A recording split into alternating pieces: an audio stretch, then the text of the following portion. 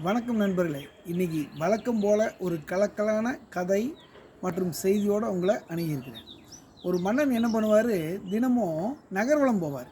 எப்படின்னா கூட அமைச்சரும் போவார். ஒரு குறிப்பிட்ட இடத்துல ஒரு குறிப்பிட்ட கடையை அப்படி கடந்து போகும்போது மன்னர் முகம் மாறுறத அமைச்சர் கவனிச்சிட்டே வர்றார். கேட்கணும்னு நினைக்கிறாரு. ஆனால் நகர்வலம் முடிஞ்சிடும். அன்னைக்கு வழக்கம் போல் அந்த இடத்த கடந்து போகும்போது மன்னனோட முகம் கொஞ்சம் கடுகடுப்பாகுது.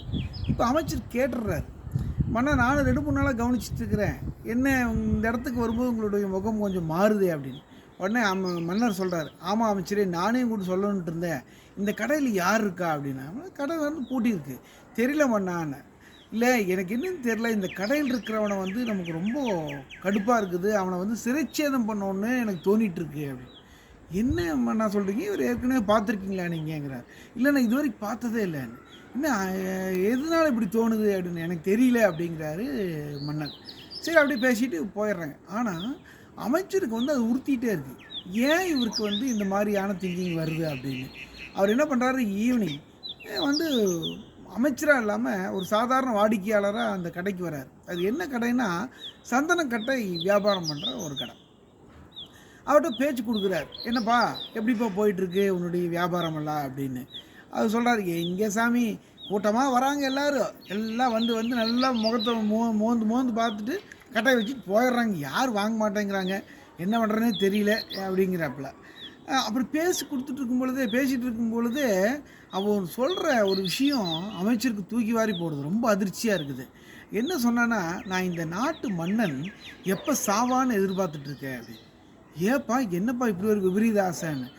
ஆமாம், அவர் செத்தால் தான் சந்தனக்கட்டையிலேயே அவர் எரிவிட்டுவாங்க, அப்போ தான் என்னுடைய சந்தனக்கட்டை பூரா எனக்கு வியாபாரம் ஆகும் அப்படின்னு சொல்கிறான். அமைச்சருக்கு ஒரு மாதிரி ஆகிடுது. என்ன பண்ணுறாரு, கொஞ்சம் சந்தனக்கட்டைகளை வாங்கிக்கிறார், காசு கொடுத்து வாங்கிட்டு நேராக அரண்மனைக்கு போகிறார். அரண்மனைக்கு போய் மன்னன்கிட்ட சந்தனக்கட்டை கொடுக்குறாரு.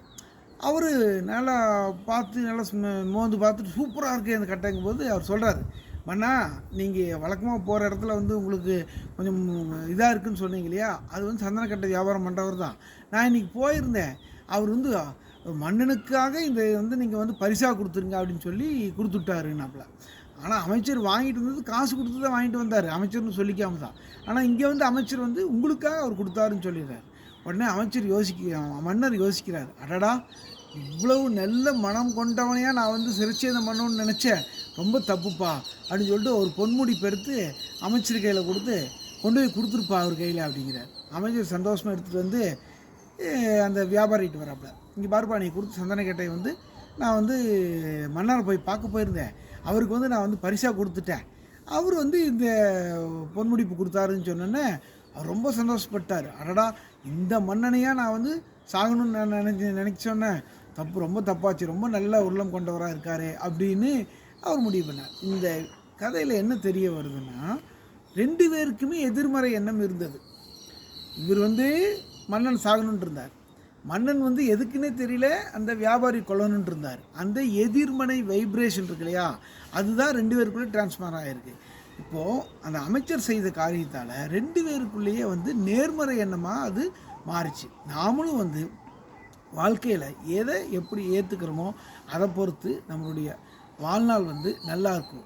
எதிர்மறை எண்ணங்கள் இல்லாமல் நேர்மறை எண்ணத்தோடு நாம் இருந்தால் நம்மளுடைய வாழ்க்கையில் நன்றாக இருப்போம் என்பதை சொல்லி, கவி நாக்கியார் இந்த யூடியூப் சேனலுக்கு நீங்களும் உங்களுடைய குழந்தைகளுக்கும் கொண்டு போய் இந்த சேர்க்குமாறு கேட்டுக்கொள்கிறேன். நன்றி, வணக்கம்.